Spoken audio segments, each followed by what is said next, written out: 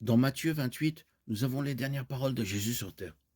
Tout pouvoir m'a été donné dans le ciel et sur la terre. Allez donc, faites de toutes les nations des disciples, les baptisant au nom du Père, du Fils et du Saint-Esprit, et enseignez-leur à observer tout ce que je vous ai prescrit. Et voici, je suis avec vous tous les jours jusqu'à la fin du monde. La grande mission comprend l'ordre de baptiser les disciples. Le baptême est important, mais nous avons très peu d'instructions concrètes à ce sujet dans le Nouveau Testament.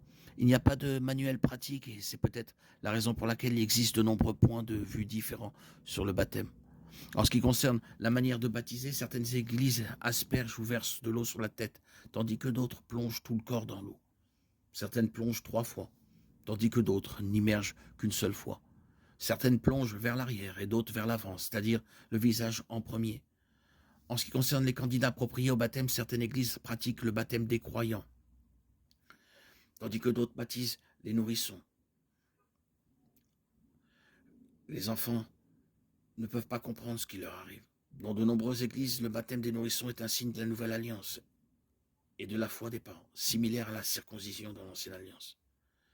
Dans l'église catholique romaine, on croit que ce baptême lave le péché originel et permet à l'enfant, même s'il ne comprend pas ce qui lui arrive, de partir d'un lieu neutre d'innocence à la grâce. En ce qui concerne l'efficacité du baptême, certains enseignent qu'il est un signe extérieur d'une réalité intérieure. Pour d'autres, le rituel lui-même est efficace pour se purifier du péché. Certains enseignent que le baptême est un acte d'obéissance nécessaire sans lequel une personne ne peut être sauvée. Et d'autres vont jusqu'à enseigner que le baptême doit être fait au nom de Jésus seulement pour être efficace pour le salut.